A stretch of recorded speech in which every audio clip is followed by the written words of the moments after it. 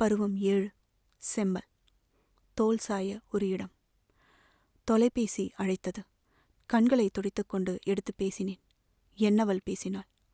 அழுத சுவடுகள் அவளது குரலிலும் தெரிந்தது. கேட்டேன், என்னாச்சு? நேத்து வீட்டுக்கு ஃபோன் பண்ணீங்களா? தங்கச்சி தான் பேசினா. வீட்டில் தெரிஞ்சிருச்சா? இப்போ நீ எங்கிருந்து பேசுற? சார் காலையில் தான் ஊர்லேருந்து வந்தார். அப்பா கூட பேசிட்டு இருக்காரு. அப்பாவுக்கு தெரியாம சாரோட செல்ஃபோன் வாங்கிட்டு வந்து பாத்ரூம்ல இருந்து பேசுறேன். வீட்டில் ரொம்ப திட்டினாங்களா? நீங்க ஆஃபீஸ் போலியா? பேச்சை மாற்றினாள். எங்க வீட்லையும் தெரிஞ்சிருச்சு. எப்போ? நேத்து. உங்க வீட்டில்? 2 நாள் ஆச்சு. மாமாக்கு தெரியுமா? தெரியாது, நான் எதுவும் சொல்லலை. நான் சொல்லட்டுமா? அவரால் முடிஞ்ச ஹெல்ப் பண்ணுவார்ல. உண்மைதான். எங்கள் பெற்றோர்களும் அவரது பேச்சுக்கு செவி கொடுப்பார்கள். வீட்டில் அடிச்சாங்களா? கையில் அடிச்சா பரவாயில்ல, வார்த்தையில் அடிக்கிறாங்க. தாங்க முடியல. வெளியே தெரியக்கூடாது என்பதற்காக சத்தமின்றி அழுதாள். அழாதப்பா, அப்புறம் என்னால் இங்க தைரியமா இருக்க முடியாது. எனது கண்களும் நீர் இறைக்கத்தான் செய்தது. இங்க பாருங்க, என்ன நடந்தாலும் பெத்தவங்க சம்மதத்தோடு தான் நம்ம கல்யாணம் நடக்கணும். அதை சொல்லத்தான் கூப்பிட்டேன். கண்டிப்பா. உடம்ப பத்திரமா பார்த்துக்கோங்க. நீயும். நான் கண்டிப்பா வருவேன். தைரியமா இரு. மறுபடியும் எப்போ பேசுறது? தெரியல. நீ முதல்ல ஃபோனை கொண்டு போய் மாமா கிட்ட கொடு. வீட்டில் மாட்டிக்காத. வைக்கிறேன். சங்கடத்தை கூட முழுதாக அனுபவிக்க முடியவில்லை. ஃபோனை வைத்துவிட்டு திரும்பினேன். தாய் நின்றிருந்தாள். யாருடா ஃபோன்ல? ஒன்றும் பேசவில்லை. பார்வையை திசை மாற்றினேன். தாய் புரிந்து கொண்டாள். அந்த பொண்ணா? சொல்லுடா, அந்த பொண்ணா? என்னடா சொன்னா? அவங்க வீட்லேயும் தெரிஞ்சு போச்சாமா. சொல்லிவிட்டு ரூம்புக்கு சென்றேன். என்னவளின் அழுகை செவிகளில் ரீங்காரமிட்டு கொண்டே இருந்தது. மாமாவிற்கு எப்படி சொல்வது? இல்லை, தாயிடம் பேசியது போல தந்தையிடம் பேச மீண்டும் முயற்சிக்கவா? தைரியம் வருமா? இல்லை மீண்டும் தலை குனிந்துதான் நிற்க வேண்டுமா? தாய் பேசுவாளா? இல்லை பேச சொல்லலாமா? முதலில் தாய் என்னை நம்பினாளா? இதயத் துடிப்பின் எண்ணிக்கையை விட மனதில் எழும் கேள்விகளின் எண்ணிக்கை அதிகரித்தது. கட்டிலில் சாய்ந்து கீழே கால் நீட்டி அமர்ந்திருந்தேன். தாய் வந்தாள். டேபிள் மீது வைத்திருந்த குளுக்கோஸ் டப்பா, கஷாயம் டம்ளர் அனைத்தையும் பார்த்தாள். என்னடா இதெல்லாம்? கஷ்டப்பட்டு எழுந்தேன். தங்கை எனக்காக கொண்டு வந்த விஷயத்தை சொன்னேன். அவ எப்போ உன்னை விட்டு கொடுத்துருக்கா? அவ எப்பவும் உனக்கு தான் சப்போர்ட். அவ எனக்கு இன்னொரு அம்மா. சாப்பிடுவியாம்மா? கீழே வா. நீங்க சாப்பிட்டீங்களா? தாயின் மௌனம் எனக்கு புரிந்தது. வாங்கம்மா சாப்பிடலாம். தாயை அழைத்து கொண்டு கீழே வந்தேன். தந்தையை தேடினேன். வெளியே கார் துடைத்து கொண்டிருந்தார். நான் வண்டியை துடைச்சி வைக்கிறேன், நீங்க போங்கப்பா. எல்லாம் முதல்ல மனசுல இருக்க அழுக்க துடைச்சிடுங்க, அப்புறம் மற்றதை துடைக்கலாம். வார்த்தைகளில் கடுகடுப்பு இருந்தது. சாப்பிட்டீங்களாப்பா? சாப்பிட்டேனே. யாருக்கும் துரோகம் பண்ணாம இருக்க நிறைய உப்பு போட்டு சாப்பிட்டேன். என்னால் ஒரு நொடி கூட நிற்க முடியவில்லை. துரோகம் என்ற வார்த்தையை என்னால் சகித்து கொள்ள முடியவில்லை. அவரை எதிர்த்து நின்று பேச தைரியமும் இல்லை. என்னைப் போல என்னவளும் அங்கு கஷ்டப்பட்டு கொண்டிருக்கும்போது நான் இங்கு ஒரு கோழையாக, ஒரு வார்த்தை கூட பதில் சொல்ல முடியாத தன்னம்பிக்கையற்றவனாக அறையில் அமர்ந்துள்ளேன். என்னை நினைத்து நானே வெட்கிக் கொண்டேன். உனக்கு ஃபோன் வந்திருக்கு, தாய் வந்து சொன்னாள். யாரு? உன் கூட வேலை பார்க்குறவங்களாமா. ஏதோ டாக்குமெண்ட் வேணுமாமா, உன்னை வர சொல்றாங்க. முகத்தை துடைத்துவிட்டு கீழே வந்தேன். ஃபோன் அருகில் தந்தை அமர்ந்து பேப்பர் படித்துக் கொண்டிருந்தார். ரிசீவரை எடுத்து பேசினேன். எதிர்முனையில் இருந்து ஒரு ஆணின் குரல் எனது பெயரை ஊர்ஜீதம் செய்தது. ஒரு நொடி காக்க வைத்துவிட்டு பிறகு பேசியது தங்கை. என்னடா நீ? அண்ணா, அவசரப்பட்டு நான் தான்னு காமிச்சுக்காத. கூட படிக்கிற பையனை விட்டு தான் உன்னை கூப்பிட சொன்னேன். என்ன விஷயம்? நான் உன்னை பார்க்கணும். காலேஜுக்கு வர்றியா? இப்போ எப்படி? இப்போ எனக்கு லஞ்ச் டைம் தான். ப்ளீஸ் வாயேன், நான் சொல்கிறேன். வரேன். அண்ணா, குளுக்கோஸ் குடிச்சியா? ஏன்னா போய் சொல்கிற? உன் குரல்லையே தெம்பில்லையே. நீ குடிக்கல, நல்லா தெரியுது. இப்போ நீ குடிச்சிட்டு தான் வரணும். இல்லைன்னு நீ ஒன்றும் வர வேண்டாம். வரேன். மேலே சென்று துணி மாற்றினேன். தாய் வந்தாள். கண்டிப்பா போகணுமா கேட்டாள். ஒரு முக்கியமான டிசைன் என்கிட்ட இருக்குமா, அது இப்ப அங்க வேணுமாமா. எதுவும் எடுக்காம போற? ஆஃபீஸ்ல என்னோட ரேக்ல இருக்குமா, சாவி என்கிட்ட தான் இருக்கு. ஏதாவது சாப்பிட்டு போ. வேண்டாமா, குளுக்கோஸ் மட்டும் கலக்கி தர்றீங்களா கேட்ட மறுநிமிடமே கிடைத்தது. தந்தை இப்பவும் பேப்பருடன் தான் இருந்தார். நான் ஆஃபீஸ் வரைக்கும் போயிட்டு வந்துடுறேங்கப்பா. தந்தை கேட்காதது போல பேப்பரை புரட்டினார். ஒன்று போன்னு சொல்லுங்க, இல்லை போகாதேன்னு சொல்லுங்க. ஒன்றுமே பேசாம இருந்தா எப்படிங்கப்பா? பேப்பரை மடித்து டேபிள் மீது வைத்துவிட்டு எழுந்து சென்று விட்டார். எவ்வளவு நேரம் என்னை அலட்சியம் செய்யப் போகிறார்? நான் இன்னும் எவ்வளவு நேரம் தாங்கிக் கொள்ள வேண்டும்? பெரிதாக இருவரும் மணிக்கணக்கில் பேசிக் கொண்டதோ அல்லது அந்யோன்யமாக இருந்ததோ கிடையாது. இருப்பினும் தந்தையின் இந்த கோபமும் மௌனமும் ஏதோ பயத்தையும் சங்கடத்தையும் தந்தது. தாய் அருகில் வந்து தோள் தட்டி போய் வா என்று தலையசைத்தாள். கல்லூரியில் தங்கை எனக்காக காத்திருந்தாள். என்னடா ஆச்சு? அப்பா கூட பேசினியானா? என்னவள் பேசியது, தாயிடம் பேசியது அனைத்தையும் சொன்னேன். அப்பாவும் கூடிய சீக்கிரம் புரிஞ்சுக்குவாருனா, வருத்தப்படாத. ஆமா, நீ எதுக்கு வர சொன்ன? குளுக்கோஸ் குடிச்சியானா? பேச்சை மாற்றினாள். என்கிட்ட சொல்லதானே வர சொன்ன, இப்ப ஏன் பேச்சை மாத்துற? பேச்செல்லாம் ஒன்றும் மாத்தல. அவ்வளவு தூரம் போக தெம்பு வேணும்ல, அதான் கேட்டேன். எவ்வளவு தூரம்? எங்க போகணும்? அண்ணியோட அண்ணா ஆஃபீஸுக்கு. தயக்கம் சிறிதளவு கூட இல்லாமல் சொன்னாள். அங்க எதுக்கு? அண்ணியோட நிலைமை என்னன்னு தெரிஞ்சுக்க. அதான் அவ ஃபோன் பண்ணினான்னு சொன்னேனே. அவங்க வீட்டில் தெரிஞ்சிருச்சுன்னு மட்டும்தான் தெரியும். வேற வேற என்ன தெரியணும்? அவங்கள திட்டுனாங்களா, அடிச்சாங்களா, பூட்டி வச்சிருக்காங்களா, சாப்பிட்டாங்களா, வேலைக்கு இனி அனுப்புவாங்களா, இல்லை மாப்பிள்ளை எதுவும் அவசரமாக பார்க்குறாங்களா, வெளியூரில் சொந்தக்காரங்க வீட்டுக்கு எதுவும் அனுப்புகிறாங்களா? என்னவள் அழுததையும் அப்பா கோபத்தையும் தாண்டி என்னால் யோசிக்க முடியவில்லை. இவள் எப்படி இதையெல்லாம் யோசித்தாள்?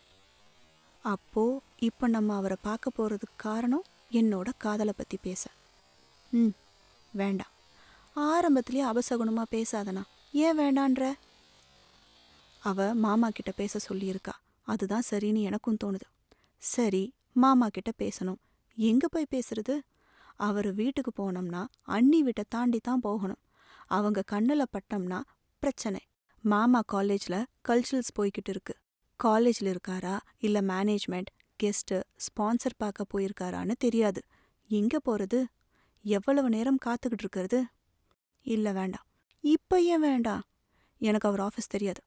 பொய் சொல்லாத, சீறினாள். அவரோட வண்டி சர்வீஸ்க்கு விட்டப்போ நீயே அவரை 2 தடவை ட்ராப் பண்ணியிருக்க. நான் மறக்கல. சும்மா சாக்கு சொல்லாம முதல்ல வண்டியை திருப்பு.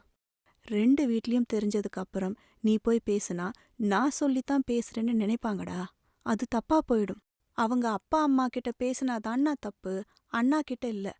நீயே சொல்லியிருக்கல்ல, அவரு ரொம்ப அண்டர்ஸ்டாண்டிங், காமனா பேசுவாருன்னு. நாம போய் பேசலான்னா அவரு கண்டிப்பா புரிஞ்சுப்பாரு. அன்னிக்கும் சப்போர்ட் பண்ண ஒரு ஆள் வேணும்ல. தங்கை சொல்வதும் சரிதான். தாய் தந்தை என்னை திட்டிய போது தங்கை எனக்கு ஆறுதலாக இருந்தது போல என்னவள் தோல் சாயவும் ஒரு இடம் வேண்டும். சரி போலாம். நீ சாப்பிட்டியா? ஓ, சாப்பிட்டேனே. முகத்தில் உள்ள வாட்டத்திற்கும் குரலில் உள்ள ஏற்றத்திற்கும் சிறிதும் ஒத்துப்போகவில்லை. கையில் இருந்த டிஃபனை வாங்கி பார்த்தேன். சாப்பாடு அப்படியே இருந்தது. நீ முதல்ல சாப்பிடு, அப்புறம் போலாம். இப்ப சாப்பிட்டாலும் வயிறு நிறையாதுன்னா. காரணம் புரிந்தது. கட்டாயப்படுத்தவில்லை. பெரிய மனுஷி. மெயின் ரோடு, 5 மாடி கட்டிடம். 3வது மாடிக்கு சென்று அவரது பெயரை சொல்லி விசாரித்தோம். கிளியை கூண்டுக்குள் போட்டு அடைத்தாற்போல் ஒரு அறை. அதில் அவர் மட்டும் தனியே அமர்ந்து டேபிள் மீது இருந்த கோப்புகளை பார்வையிட்டுக் கொண்டிருந்தார். உள்ளே சென்று உட்காரும்போது அவர் முகத்தில் கோபமோ வெறுப்போ இல்லை. இயல்பாக ஒரு சிறு சந்தேகத்துடன் காணப்பட்டார். ஒருவர் முகத்தை ஒருவர் பார்த்து கொண்டிருந்தோம். அவரே ஆரம்பித்தார். என்ன விஷயம்? அது உங்க தங்கச்சி எப்படி இருக்காங்க? தயக்கத்துடன் ஆரம்பித்தேன். ஆனால் தெளிவாக பேசினேன். என்னோட தங்கச்சியை பற்றி உங்களுக்கு என்ன கவலை? அவன் நான் கட்டிக்க போகிற பொண்ணு அப்படின்னு யார் சொன்னா? யார் சொல்லணும்? அப்போ யாரோட முடிவை பற்றியும் உங்களுக்கு அக்கறை இல்லை, அப்படித்தானே? உங்கள் முடிவை பற்றி கேட்கத்தான் வந்தோம். இது குடும்ப விஷயம். ஆஃபீஸில் வச்சா பேசுவாங்க? இதற்கு தங்கையே பதில் சொன்னாள். வீட்டுக்கு வந்து பேசினா முதல்ல நீங்க எல்லாம் முகம் கொடுத்து பேசுவீங்களா? 2 நாள் ஆச்சு விஷயம் தெரிஞ்சு. இன்னும் எங்க அண்ணனை கூப்பிட்டு ஒரு வார்த்தை என்ன ஆச்சுன்னு கேட்கல. இங்க பாருமா, இத பத்தி நீ பேசக்கூடாது. இது பெரியவங்க விஷயம். பெரியவங்க நீங்க ஏன் 2 நாளா ஒரு ஃபோன் கூட பண்ணல? பட்டு பட்டென்று தங்கை கேட்கும் கேள்விகள் எனக்கும் ஆச்சரியமாகத்தான் இருந்தது. இதோ பாருமா, இது நீ விளையாட்டுத்தனமா பேசுற ஏதோ ஒரு விஷயம் கிடையாது. ஒரு பொண்ணோட வாழ்க்கை. பொண்ணுக்கு மட்டும் இல்ல, பையனுக்கும் தான். எங்க அண்ணனுக்கும் உங்க தங்கச்சி தான் வாழ்க்கை. உங்க வீட்ல பேசுங்க. புரியாம பேசாதம்மா. உங்க அண்ணன் பண்ணின தப்ப எங்க வீட்ல என்னன்னு பேச சொல்ற? எங்க அண்ணன் என்ன தப்பு பண்ணாரு? என் தங்கச்சியை காதலிச்சது தப்பில்ல? உங்க தங்கச்சியை காதலிக்க கூடாதுன்னு ஏதாவது சட்டம் இருக்கா? தங்கையின் இந்த கேள்வியில் நாங்கள் இருவருமே வாயடைத்து போனோம். தொடர்ந்தாள். உண்மைய சொல்லணும்னா உங்க தங்கச்சிய ஒன்னும் எங்க அண்ணன் காதலிக்கல. எங்க அண்ணன் காதலிக்கிற பொண்ணோட அண்ணன் தான் நீங்க. தாயிடம் என்னவளை பார்த்த நாள் முதல் இன்று வரை நடந்ததை சொல்ல எனக்கு 3 நிமிடங்களாவது எடுத்திருக்கும். ஆனால் இவள் ஒரே வரியில் கதையை சொல்லி முடித்து விட்டாள். விட்டபாடில்லை. மீண்டும் தொடர்ந்தாள். ஏதோ தப்புன்னு சொன்னீங்களே, அந்த தப்ப ஒரு காலத்துல நீங்க பண்ணல? அவரது காதலை ஏன் சீண்டுகிறாள்? தப்பாகிவிடுமே. இப்பொழுதும் நிறுத்தவில்லை. நீங்க காதலிச்ச கதையெல்லாம் எனக்கும் தெரியும். செத்துப்போன பொண்ணு மேலேயே உங்களுக்கு இவ்வளவு அன்பும் காதலும் இருக்கும்போது கண்ணுக்கு முன்னாடியே காதலிய வச்சுக்கிட்டு எங்க அண்ணன் எவ்வளோ கஷ்டப்படுறாரு, அது உங்களுக்கு புரியலையா? இப்ப என் தங்கச்சி அங்க அழுதுகிட்டு இருக்கா. அதுக்கு உங்க அண்ணன் தானே காரணம்? எங்க அண்ணன் கூட தான் அழுகிறாரு. அதுக்கு உங்க தங்கச்சி தான் காரணம்னு நான் சொல்லட்டா? என்னடா இப்படி பேசுற? சாரிண்ணா என்று என்னிடம் சொல்லிவிட்டு மீண்டும் அவருடன் தொடர்ந்தாள். இங்க பாருங்க, நாங்க உங்க கூட சண்டை போட வரல. நான் சொல்லணும்னு நினைச்சத சொல்லிடுறேன். அண்ணன் விஷயம் எங்க வீட்ல தெரிஞ்சு போச்சு. அம்மாவை சமாதானம் படுத்திட்டோம். அப்பா இன்னும் கோபமா தான் இருக்காரு. நீங்க போய் மாமா கிட்ட தகவல் கொடுங்க. அவர் வந்து 2 வீட்லயும் பேசினாதான் அப்பாக்களை சமாளிக்க முடியும். சார்கிட்ட நான் என்னன்னு சொல்றது? 2 பேரும் லவ் பண்றாங்கன்னு மாமாக்கு தெரியும். மாட்டிக்கிட்டாங்கன்னு மட்டும் சொல்லுங்க, பாக்கி அவரே பார்த்துப்பார். ஏதோ முன்பே பேசி வைத்தது போல மாமாவிடம் பேச சொல்கிறாளே. தங்கையின் இந்த தைரியம் எங்கள் இருவரையும் வாயடைக்க வைத்தது. தொடர்ந்தாள். உங்க தங்கச்சிய காதலிக்கிறதுக்கு முன்னாடியும் சரி, காதலிச்சதுக்கு அப்புறமும் சரி, அவங்க கிட்ட எங்க அண்ணன் ஒரு யோக்கியமானவனாத்தான் நடந்திருக்காரு. ஏன் அண்ணன் மேல நான் வச்ச நம்பிக்கை உங்க தங்கச்சி மேல நீங்களும் வச்சிருந்தீங்கன்னா உங்க வீட்ல பேசுங்க. அது என்னவானாலும் அண்ணி எங்க வீட்டுக்கு தான் மருமகளா வரணும். அண்ணியா? அவங்கள நான் எப்பவும் அப்படித்தான் கூப்பிடுவேன். வெளியே வந்ததும் தங்கை வயிற்றை பிடித்து கொண்டு அம்மா என்று முணங்கியவாறே சுருங்கினாள். என்னடா, என்ன ஆச்சு? பதட்டத்தில் செய்வதறியாது முழித்தேன். ஒன்னும் இல்லனா, மதியம் சாப்பிடல, வெறும் வயிற்றுல தம் கட்டி பேசினது சுல்லுன்னு இழுக்குது. பேசியவாறே நிமிர்ந்தாள். நீ ஏண்டா இப்படியெல்லாம் பேசின? ஒரு நிமிஷம் நானே ஆடி போயிட்டேன். நல்லா பேசினேனா? நல்லாவா? வச்சு வாங்குன்னு வாங்கி தள்ளிட்ட. பின்ன சும்மாவா? காலையிலிருந்து ட்ரைனிங் எடுத்திருக்கேன். ட்ரைனிங்கா? எதுக்கு? அண்ணா, நீ என்னதான் அவரு புரிஞ்சுக்க கூடியவர்னு சொன்னாலும் அவருக்கு கண்டிப்பா உன் மேல கோபம் இருக்குன்னு எனக்கு தெரியும். அதனால அவர் என்ன பேசுவாரு, பேசுனா என்ன பதில் சொல்லணும்னு யோசிச்சு வச்சிருந்தேன். அவரு மாமா கிட்ட பேசுவாரா? டவுட்டு தான். எதுக்கும் காலையில அவருக்கு ஃபோன் பண்ணி பார்ப்போம். ஃபோனா? வீட்டுக்கு ஃபோன் பண்ணி அவங்க அப்பா அம்மா யாராவது எடுத்தா? வீட்டுக்கு இல்லனா ஆஃபீஸ்க்கு. ஆஃபீஸ் நம்பர் எனக்கு தெரியாதே. எனக்கு தெரியுமே. எப்படி? தோ இப்படி. இத பாத்தியா? என்ன இது? அவரோட விசிட்டிங் கார்டு. இது எப்படி உனக்கு கிடைச்சது? நீ அவர் கூட பேசிட்டு இருந்தல்ல, அப்போ டேபிள் மேலே இருந்தது. நைஸா ஒன்று உருவிட்டேன். திருடிட்டியா? இது ஏடிஎம் கார்டு இல்லனா, வெறும் விசிட்டிங் கார்டு தான். வீட்டுக்கு செல்லும் வழியில் அவளே ஆரம்பித்தாள். என்னண்ணா ஒண்ணுமே பேசாம வர? வீட்டுக்கு 2 பேரும் ஒன்னா போனா அப்பா பார்த்தா திட்டுவாரே, அதான் என்ன சொல்றதுன்னு யோசிச்சுக்கிட்டு இருக்கேன். அதுக்கும் நானே ஒரு பதில் வச்சிருக்கேன். அது என்னன்னு சொல்லிடுடா. அப்பா கேட்கும்போது வேற வேற பதில் சொன்னா 2 பேருமே மாட்டிப்போம். அதெல்லாம் ஒன்றும் ஆகாதுண்ணா, நீ வேணும்னா பாரு. நம்ம 2 பேத்தையும் ஒன்னா பார்த்ததும் அப்பா நீ எப்படி இவன் கூட வந்தேன்னு கேட்பாரு. அதுக்கு பதில் நானே சொல்றேன். வீடு சென்றதும் தங்கை சொன்னது போலவே நடந்தது. மாஸ்டர் வரலன்னு சீக்கிரமே விட்டுட்டாங்கப்பா. நடந்து வரும்போது அண்ணனை பார்த்தேன், கூடவே வந்துட்டேன். எனக்கு ஃபோன் பண்ணியிருக்கலாம் இல்லம்மா? தந்தை கேட்டார். நீங்க ஆஃபீஸ் போயிருப்பீங்கன்னு நினைச்சேன்பா. சரி, போய் துணியை மாத்திட்டு சாப்பிடு. தங்கையிடம் சாதுவாக பேசிவிட்டு வெளியே சென்றார். சற்று நேரத்தில் தாயின் குரல் பலத்து ஒலித்தது. கீழே சென்றேன். தாய் தங்கையை திட்டிக் கொண்டிருந்தாள். உனக்கு எவ்வளவு தைரியம் இருந்தா இப்படி பண்ணுவ? சின்ன பொண்ணுன்னு உன்னை கண்டிக்காம விட்டது இப்ப இவ்வளோ பெரிய வேலை பார்த்திருக்க என்று சொல்லி அடித்து விட்டாள். இதயம் பதைபதைக்க தாயின் அருகில் சென்று அவளது கைகளை பற்றிக் கொண்டேன். தங்கையும் எனது முதுகை பற்றி கொண்டு அழுதாள். என்னம்மா, என்ன ஆச்சு? கைய விடுடா, எல்லாம் உன்னாலதான். கைகளை உதறினாள். நான் என்னம்மா பண்ணேன்?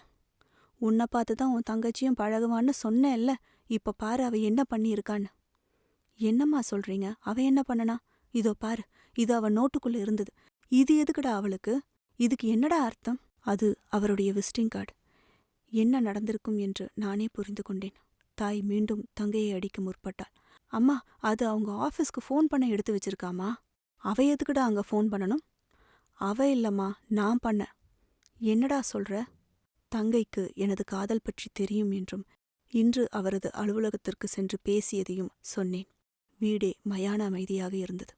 சிறிது நேரம் இருவரின் அழுகுரல்களும் கேட்டது. பிறகு அதுவும் நின்றது. சத்தமில்லாமல் அழ காதல் கற்றுக் கொடுத்திருந்தாலும் அழ முடியவில்லை. மிகவும் நொந்து விட்டேன். தந்தையிடம் உண்மையாகவே இருந்தாலும் அதை எடுத்துச் சொல்ல தைரியம் இல்லாமல் தலைகுனிந்து நின்றேன். எனக்காக தங்கை யோசிக்கும் அளவு கூட என்னவளுக்காக என்னால் யோசிக்க முடியவில்லை. என்னை நேசித்தவளுக்கு தேவைப்படும் சமயத்தில் உறுதுணையாக இருக்க முடியவில்லை. என்னவள் என்னிடம் பேச எடுத்த முயற்சியை கூட நான் எடுக்கவில்லை. தங்கைக்கு எதுவும் தெரியாது என்ற தாயின் நம்பிக்கையை உடைத்துவிட்டேன் என்ற உணர்வை தாயின் கண்கள் கொடுத்தன. பெண்ணை பெற்றவர். ஃபோன் அழைத்தது. கண்களை துடைத்துக்கொண்டு தங்கை சென்று பேசினாள். திரும்பி வரும்போது புன்னகையுடன் ஓடி வந்தாள். அண்ணா, அவருதான்னா பேசினாரு. எடுத்த உடனே ஹலோன்னு கூட சொல்லல. என்ன தெரியுமா சொன்னாரு? என் தங்கச்சி மேல எனக்கும் நம்பிக்கை இருக்குன்னு சொன்னாரு. அப்போ உங்க அப்பா அம்மா கிட்ட பேசுவீங்களான்னு கேட்டேன்.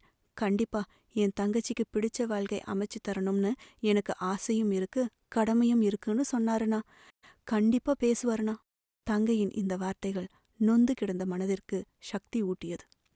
இப்பொழுதுதான் கண்ணீர் வெளிப்பட்டது. தங்கையை கட்டிக்கொண்டு அழுதேன். தாய் ஒன்றும் புரியாமல் எங்கள் இருவரையுமே பார்த்து கொண்டிருந்தாள். என்னடா இதெல்லாம்? என்கிட்ட ஏன் சொல்லல? இவளுக்கு எல்லாமே தெரிஞ்சிருக்கு. தங்கச்சிக்கு இதெல்லாம் தெரியும்னு அப்பாக்கு தெரிஞ்சா என்ன ஆகும் தெரியுமா? நான் என்னடா உனக்கு அவ்வளவு வேண்டாதவளா போயிட்டேன்? தாயின் ஒவ்வொரு கேள்விக்கும் மௌனம் மட்டுமே பதிலாக இருந்தது. மா, ஏம்மா, அண்ணன் ஏற்கனவே அழுதுகிட்டு இருக்கு. நீ வேற இப்படியெல்லாம் பேசுறியே. தாயை நொந்து கொண்டாள் தங்கை. என்ன நீ இவ்வளவு ஒதுக்கி வச்சிருக்கியாடா? தாயின் ஆதங்கம். என்னம்மா நீ, காதலிக்கிறதையெல்லாம் யாராவது அப்பா அம்மா கிட்ட சொல்ல முடியுமா? தங்கையின் வக்காலத்து. தங்கச்சிக்கிட்ட மட்டும் சொல்ற விஷயமாடி இது? பெத்தவங்க கிட்ட சொல்லாம வேற என்ன பண்ணுவாராமா உங்க அண்ணன்? அப்படியே போயிடுவாராமா? தாயின் வார்த்தைகளை பொறுத்து கொள்ள முடியாமல் பேசினேன். அம்மா ப்ளீஸ், உன்னோட கோபத்தை கூட என்னால தாங்கிக்க முடியும். ஆனா உன்னோட சந்தேகத்துக்கு என்னால பதில் சொல்ல முடியலம்மா. தங்கச்சி, நீ, அப்பா எல்லாரும் எனக்கு வேணும்மா. உங்க எல்லார்த்து கூடயும் 100 வருஷம் வாழணும்னு எனக்கு ஆசை. அந்த வாழ்க்கையில அவளும் என் கூட இருந்தா நான் ரொம்ப சந்தோஷமா இருப்பேம்மா. அவ ரொம்ப நல்ல பொண்ணுமா. கண்ணீர் மல்க கெஞ்சினேன். இரவு நேரம். அவ்வளவு கெஞ்சியும் தாய் ஏதும் பேசாமல் சென்று விட்டார்களே என்ற வருத்தம். நாம் சரியாகத்தான் பேசினோமா? தங்கையை தாய் கோபித்திருப்பாளா? விசிட்டிங் கார்டை நான் வாங்கி வைத்திருந்தால் தங்கை மாட்டியிருக்க மாட்டாளே. கடந்ததை எப்படி மாற்றியிருக்கலாம் என்ற எண்ணம் மட்டுமே சுற்றி கொண்டிருந்தது. தங்கை ஓடி வந்தாள். அண்ணா, சீக்கிரம் வாயேன். எங்கே? வா சொல்றேன். இழுத்துச் சென்று பெற்றோரின் அறைக்கு வெளியே நிறுத்தி அவர்களது பேச்சை கேட்கச் சொன்னாள். டே, ஒட்டு கேட்கறது அநாகரிகம். ஐயோ அண்ணா, நீயும் உன்னோட நாகரிகமும். முதல்ல அவங்க பேசுறத கேளு. தந்தை பேசினார். நீ சொல்றதெல்லாம் சரிதான். நம்ம பையன் சொன்னா மாதிரி நல்லா படிச்சு வேலைக்கு போறான். வீடு, காலேஜ், டியூஷன்னு தான் இருந்தான். அந்த பொண்ணை கூட்டிட்டு எங்கேயும் சுத்தல. தங்கச்சி கல்யாணத்துக்கு பணம் சேர்த்துறான். இப்போவும் நம்மளை விட்டு பிரிஞ்சு போக நினைக்காம நம்ம சம்மதத்தோட கல்யாணம் பண்ணிக்க நினைக்கிறான். அந்த வீட்டிலையும் நல்ல பேர் தான் எடுத்திருக்கான்.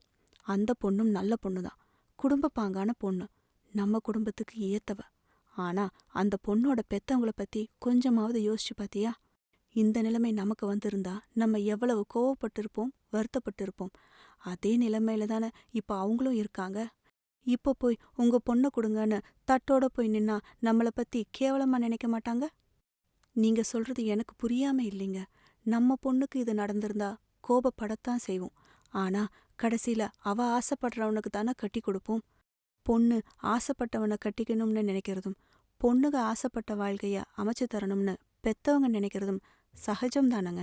அவங்க நம்ம பையனை பத்தி எங்கேயும் விசாரிக்கணும்னு கூட அவசியம் இல்லை. அவங்களுக்கே நல்லா தெரியும் நம்ம பையனை பத்தி. என்னமோ அசிங்கம்னு சொல்றீங்களே, விஷயம் நமக்கு தெரிஞ்சிருச்சுன்னு அவங்களுக்கு தெரியுமோ என்னவோ. ஒருவேளை தெரிஞ்சிருந்தா வீட்ல மாட்டினதும் நம்ம பொண்ணை கைவிட்டுட்டான் பேடின்னு நினைச்சா அது அசிங்கம் இல்லையா? ஒருவேளை தெரியாம கொஞ்ச நாள் நம்ம பொண்ணு கூட ஜாலியா சுத்திட்டு இப்போ பொண்ணு மாட்டினதும் அவன் தப்பிச்சிட்டான், நம்ம பொண்ணை கைவிட்டுட்டான், மோசக்காரன்னு நம்ம பையனை நினைச்சா அது மட்டும் அசிங்கம் இல்லையா? இப்ப என்னை என்ன பண்ண சொல்ற? முதல்ல அவங்க வீட்டு நிலவரம் என்னன்னு தெரிஞ்சுக்கங்க. அவங்க நம்ம பையனை பத்தி என்ன நினைக்கிறாங்க, பொண்ணு கொடுக்க தயாரா இருக்காங்களான்னு கேளுங்க. எதுவுமே தெரியாம போனாதாங்க தப்பு. தெரிஞ்சுக்கிட்டு போனா? முதல்ல தெரிஞ்சுக்கிட்டு வாங்க. அப்புறம் முறைப்படி என்ன பண்ணணுமோ பண்ணலாம். எப்படி தெரிஞ்சுக்கிறது? எல்லாத்தையும் என்கிட்டயே கேட்டா எப்படிங்க? இத்தனைய சொன்னியே, இதுக்கும் நீயே ஒரு வழி சொல்லு. அங்கதான் உங்க ஃப்ரெண்டு இருக்காருல்ல, நம்ம 2 குடும்பத்திலேயும் அண்ணன் தங்கச்சிங்க 4 பேரும் மாமா மாமான்னு ரொம்ப பாசம் வச்சிருக்காங்க. அவர்கிட்ட கேட்டு பார்க்க சொல்லுங்க. அவர் என்ன மாட்டேன் நான் சொல்ல போறாரு. அவர்கிட்ட முதல்ல பேசுங்க. நாளைக்கு இதை பத்தி அவன்கிட்ட பேசுறேன். இன்னைக்கு தான் அவனும் ஊர்ல இருந்து வந்திருப்பான். சரிங்க. ஆனா ஒன்று, அந்த பொண்ணோட அப்பா கிட்டேயும் நான் பேசினதுக்கு அப்புறம் எல்லாம் ஒத்து வந்ததுன்னா மட்டும்தான் எல்லாம் மேற்கொண்டு நடக்கும். அதை நீ முதல்ல மனசுல வச்சுக்கோ. ஏங்க அப்படி சொல்றீங்க? இல்லடி, அவரும் என் ஃப்ரெண்டு தான். ஒரு பொண்ணை பெத்தவனோட வேதனை என்னவா இருக்கும்னு எனக்கு புரியுது. அதனால முதல்ல நான் அவர்கிட்ட பேசி அவர் மனநிலை என்ன, நம்ம பையனை பத்தி என்ன நினைக்கிறாருன்னு எல்லாம் தெரிஞ்சுக்கிட்டதுக்கு அப்புறம்தான் மற்றதெல்லாம். நம்ம பிள்ளைக வாழ்க்கைய ஆரம்பிக்கிறது யாரோட மனசு சங்கடத்திலையும் ஆரம்பிக்காதுங்க. எல்லாம் நல்லபடியா நடக்கும். நீயும் ஒரு முடிவுல தான் இருக்க. நல்ல முடிவு தாங்க. பேச்சு முடிந்ததும் தங்கை அவளது ரூம்புக்கு என்னை இழுத்துச் சென்றாள். அப்பா உன்னோட கல்யாணத்துக்கு சம்மதிச்சிட்டாரு பாத்தியானா? நாளைக்கு மாமாவை வேற கூப்பிட்டு பேசுறேன்னு சொல்லியிருக்காரு. நம்ம வீட்ல சரி, அவங்க வீட்ல? அதுக்கு தான் அவங்க அண்ணனை கரெக்ட் பண்ணி வச்சிருக்கோமே. பத்தாததுக்கு மாமாவும் பேசினாருனா அப்புறம் பிரச்சனையே இருக்காது. முயல் குட்டி போல் குதித்தாள். நான் வெளிப்படுத்த நினைத்த உணர்வுகளை அவள் வெளிப்படுத்தினாள். மனதிற்குள் என்னவளின் வீட்டில் பேசுவது, என்னவளின் வெட்கம், தங்கையின் சந்தோஷம், அனைவர் முகத்திலும் சிரிப்பு, பூமாலை, அனைத்தும் நிழலாடியது. தங்கையிடம் பேசிவிட்டு வெகுநேரம் கழித்து அங்கேயே தூங்கிவிட்டேன். காலையில் ஏதோ சத்தம் கேட்டு எழுந்தேன். தந்தை நின்றிருந்தார். ஒன்றும் பேசாமல் எனது அறைக்கு சென்று விட்டேன். குளித்துவிட்டு கீழே வந்து சமையல் அறையில் நுழைந்தேன். தங்கை தாயிடம் கெஞ்சிக் கொண்டிருந்தாள். மா ப்ளீஸ்மா, அப்பா கிட்ட சொல்லுமா, இந்த ஒரு தடவை தாம்மா, இன்னைக்கு மட்டும் ப்ளீஸ்மா. முடியாதுன்னு சொன்னேல்ல, திரும்ப திரும்ப பேச வைக்காத, தாய் கண்டித்தாள். என்னடா வேணும்? அண்ணா, காலையில் அப்பா வந்து எழுப்பும்போது எனக்கு உடம்பு சரியில்லை, காலேஜ் போகலை, அம்மாவுக்கு தெரியும்னு சொல்லிட்டேன். அப்பா வந்து கேட்டா ஆமான்னு சொல்லுங்கன்னு சொன்னா அம்மா கேட்க மாட்டேன்றாங்க. நீயே இப்போ காலேஜுக்கு போக மாட்டேன்ற? எதுக்கு முதல்ல அப்பா கிட்ட போய் சொன்ன? கேட்டேன். அப்பாவும் மாமாவும் என்ன பேசிக்கிறாங்கன்னு தெரிஞ்சுக்க வேண்டாமாண்ணா? ரகசியமாகத்தான் சொன்னாள். ஆனால் தாய்க்கு எப்படி கேட்டது என்று தெரியவில்லை. அவங்க பேசுறாங்கன்னு உனக்கு எப்படி தெரியும்?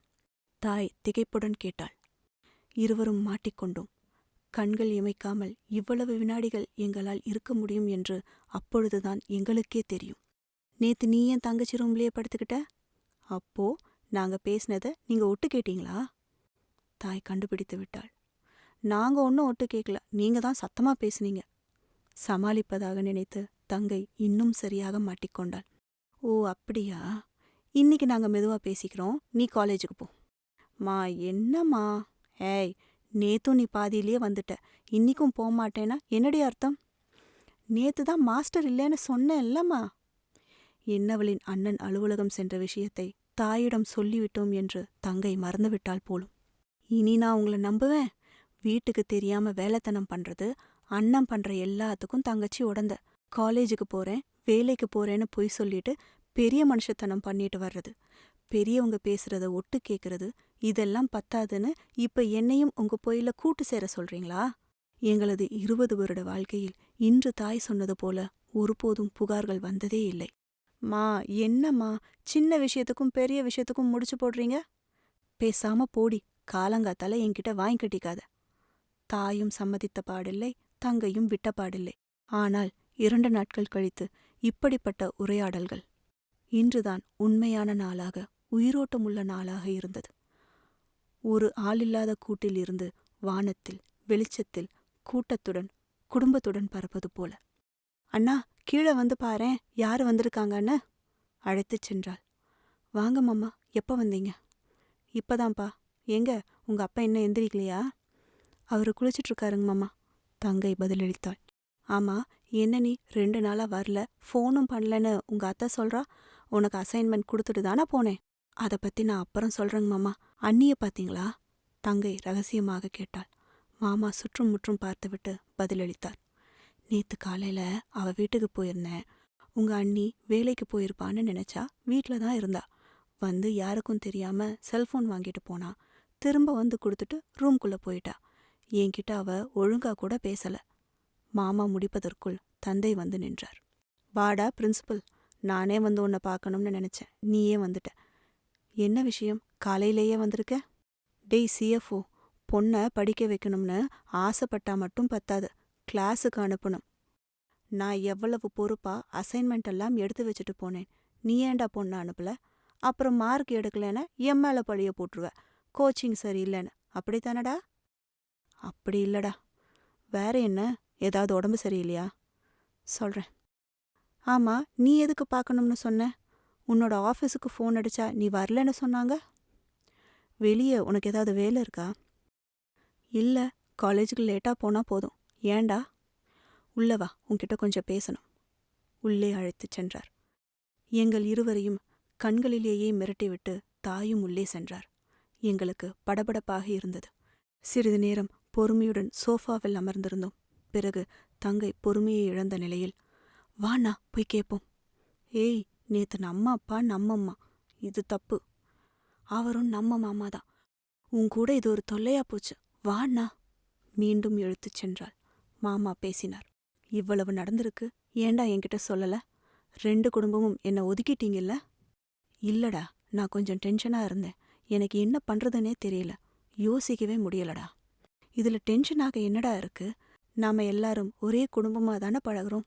அந்த வீட்டு பொண்ணை பத்தி உங்களுக்கு தெரியும், உங்க பையனை பத்தி அவங்களுக்கும் தெரியும்.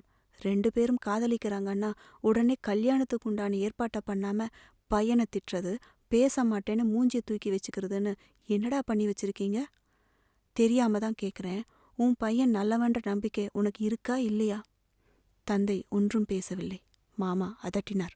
சொல்லுடா. என்னடா சொல்லணும்? உன் பையன் நல்லவனா? ஆமா. அந்த பொண்ணு நல்ல பொண்ணுதான். அப்புறம் ஏண்டா பையனை திட்டுன? தாய் பேசினாள். அது இல்லைண்ணா, வீட்டுக்கு மூத்தவன் இவன். காதல் அது இதுன்னு ஏதாவது பிரச்சனை வந்தா அப்புறம் இவன் தங்கச்சிக்கு எப்படின்னா ஒரு நல்ல வாழ்க்கை அமையும், அந்த பயம்தான். உங்களுக்கு உங்க பொண்ணு மேல இருக்க அக்கறையை விட அவன் தங்கச்சி மேல அவனுக்கு பாசம் அதிகம். பசங்க எல்லாம் எப்ப வண்டி கிடைக்கும், எப்ப ஊர் சுத்தலாம்னு நினைப்பாங்க. ஆனா உங்க பையன் தங்கச்சியை கூட்டிட்டு தானே சுத்தனா? அப்ப இதெல்லாம் யோசிக்கலடா, தந்தை பதிலளித்தார். நீ யோசிக்காதனால தான் பையனை திட்டுன. அவன் தங்கச்சியை பத்தி யோசிச்சதுனால தான் வீட்டை விட்டு போகாம நீ பேசின பேச்சை கேட்டுட்டு பொறுமையா இருந்தான். எனக்கு அட்வைஸ் பண்ணின நேரத்துல அங்க போய் பேசியிருந்தா கல்யாணத்துக்கு நாளே குறிச்சிருக்கலாம். மூவரும் சிரித்தபடியே வெளியே வந்தார்கள். நாங்கள் இருவரும் ஓடி வந்து ஒன்றும் தெரியாதது போல கன்னத்தில் கை வைத்தபடி சோஃபாவில் அமர்ந்து கொண்டோம். மாமா மட்டும் அருகில் வந்து கேட்டார். நீ கூட என்கிட்ட சொல்லல இல்ல? மௌனமாக தலை குனிந்தேன். தங்கை ரகசியமாக சொன்னாள். மாமா, அண்ணனை கோவிச்சுக்காதீங்க. நடந்ததெல்லாம் நான் உங்களுக்கு அப்புறமா சொல்றேன். இதெல்லாம் உன் வேலைதானா? ஐயோ மாமா, அதில்ல. நான் சொல்றத கேளுங்க. அண்ணியோட அண்ணா கிட்ட நாங்க பேசி வச்சிருக்கோம். நீங்க எதுக்கும் முதல்ல அவர்கிட்ட பேசுங்க. நீங்க எப்ப அவங்கிட்ட பேசுனீங்க? மாமா, கேள்வி கேட்டு டைம் வேஸ்ட் பண்ணாதீங்க. அப்பா மனசு மாறுறதுக்குள்ள நாள் குறிச்சிடுங்க. மதியம் சாப்பிடுவதற்காக தங்கை என்னை கட்டாயப்படுத்தி தந்தை அருகில் அமர வைத்தாள். ஆஃபீஸ் போகலையாடா? போகணும்பா. அவரை பார்க்காமலேயே பதில் சொன்னேன். இன்னைக்கு ஒன்றும் போக வேண்டாம். சாப்பிட்டு ரெஸ்ட் எடுத்துட்டு நாளையிலிருந்து ஒழுங்கா போகணும். புரியுதா? சரிங்கப்பா. தங்கைக்கு எங்கள் இருவரையும் பார்த்து கிண்டல் சிரிப்பு. எத்தனை நாளாடா இதெல்லாம்? அப்பா, இப்போவாவது சொல்லு. கம்பைன் கிளாஸ் போனதில் இருந்தா அங்கே கொண்டு போய் விட்டு நானே தான் உன்னை தூண்டி விட்டுட்டேனா? இல்லைங்கப்பா, அதுக்கு முன்னாடியே அவளை காலேஜில் பார்த்தேன்ப்பா. உன்னை திட்டும்போது ஏண்டா சொல்லலை? உங்களை எதிர்த்து பேச எனக்கு தைரியம் வரலப்பா. என் மேலே கோபமா? திட்டுனாதான் அப்பா, அடிச்சாதான் அம்மா, சண்டை போட்டாதான் தங்கச்சி. இதுதான் குடும்பம். தந்தை தோலை தட்டி கொடுத்தார். சாப்பிட்டு போய் டிவி ஏதாவது பாரு. இதையே யோசிச்சுக்கிட்டு இருக்காது. இதுதான் தந்தைக்கு தெரிந்த சமாதானம்.